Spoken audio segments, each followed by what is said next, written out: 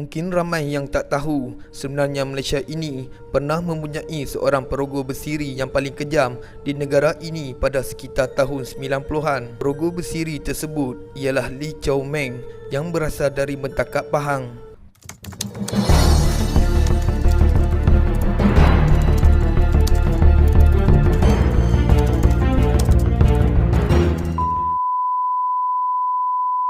Pada tahun 1986 hingga 1987, Malaysia dikejutkan dengan kejadian 18 wanita didadah dan dirogol manakala 5 dari mangsa itu dibunuh oleh perogoh bersiri bernama Lee Chow Meng. Berasal dari Mentakap Pahang, Lee Chow Meng mula merogol mangsanya disebabkan kekecewaannya dalam hubungan dengan teman wanitanya bernama Tiong Hua. Cinta mereka berkembang dan Tiong Hua mempelawa Chow Meng duduk serumah bersama. Namun begitu hubungan mereka mula retak disebabkan perangai Chow Meng yang suka berfoya-foya dengan wanita lain. Akhirnya Tiong Hua tidak boleh terima lagi dan menamatkan hubungan mereka. Kecewa dan marah, Chow Meng mula menanam perasaan benci terhadap perempuan. Perasaan itu mendorongnya untuk membalas dendam kepada kaum wanita dengan mengorat dan merogol perempuan untuk kepentingan nafsunya. Wanita ini bukan sahaja menjadi mangsa rogolnya, malah turut disamun, dan lebih malang lagi ada antara dorang turut dibunuh.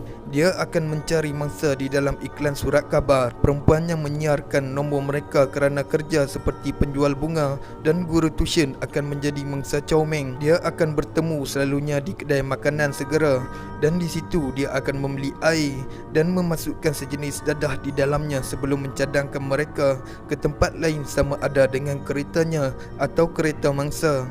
Dadah itu membuatkan mangsanya menjadi khayal dan menuruti katanya. Ini membolehkan dia memaksa mangsa menandatangani slip pembelian kad kredit dan memberitahu nombor PIN mesin ATM, menyamun wang tunai dan barang kemas selain merogol mangsa. Untuk mengelakkan daripada perbuatan jenayahnya dibongkar, Chow Meng menggunakan berbagai-bagai alias dan dia juga tidak teragak-agak untuk bunuh jika perlu.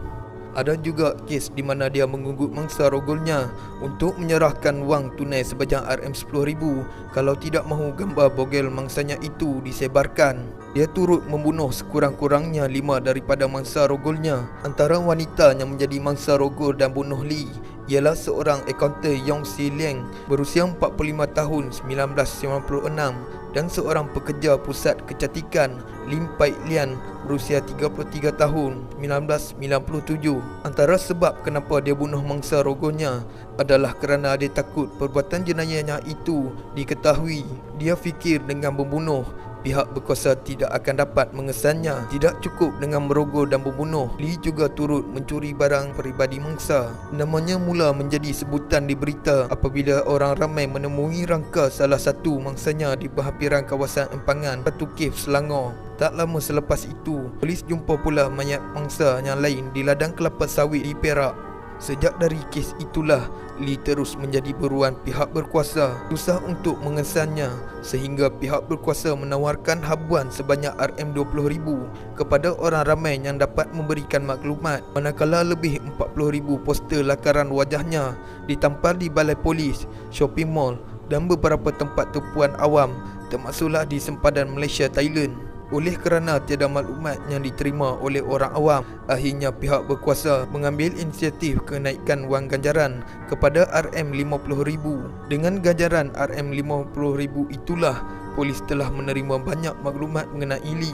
Pada 28 Ogos 1997, Chow Meng cuba mengugut untuk menyebarkan gambar bogel salah seorang mangsanya. Mangsa itu membuat laporan polis. Chow Meng berjaya ditembak di paha ketika cubaan lari dari kepungan pihak polis. Ketika dibicarakan atas kes bunuh, Chow Meng terselamat daripada hukuman gantung sampai mati, tetapi terpaksa menjalani hukuman penjara 15 tahun kerana pelbagai kesalahan lain. Lee dijatuhkan hukuman setelah mengaku bersalah menyebabkan kematian seorang pendana rambut.